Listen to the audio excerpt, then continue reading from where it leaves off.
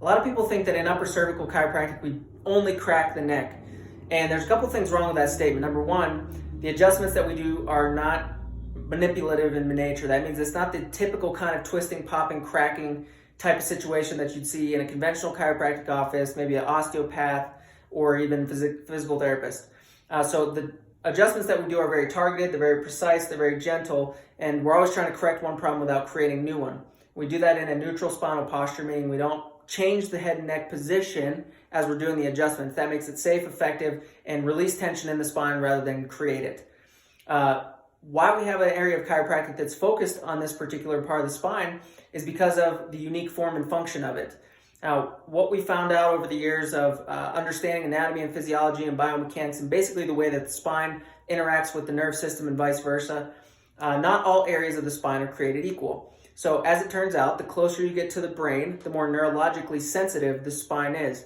So what that means is, if you have minor displacements or shifts in this part of your spine, it has a larger effect on your overall body balance and overall nerve system performance. And so with that in mind, we need to account for, number one, the unique characteristics of its mechanics, so how it functions differently than the rest of the spine, and number two, how it can have a systemic effect on the body when it's dysfunctional. So even just looking at it from a structural perspective, from the back, the spine is supposed to be nice and straight, and from the side, it should have a nice gentle curve. At the very top of the spine, for most people, is this 10-pound bowling ball that is your head. And your head holds your brain, and your brain does every function in your body.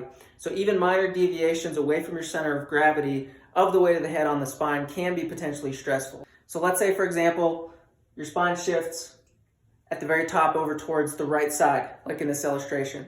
What that does is set up a series of imbalances throughout the spine as your body tries to compensate to support the weight of your head over the top of your spine. Number two, that sends signals to your brain that says, we've got irritation in this very sensitive part of the nerve system, and we want to lock that down to correct it. So what a lot of folks will experience as a side effect of this type of shift is increased muscle tension. They'll get those deep headaches that start back here and then wrap around to the front of the face.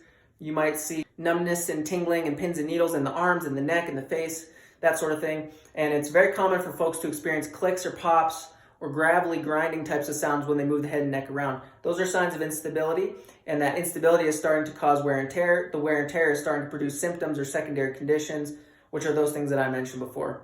So the way that we evaluate this is understanding, number one, have you lost the alignment? Is the mechanics of the upper neck been affected negatively by a trauma? Number two, is there any kind of nerve irritation associated with the way that things have shifted?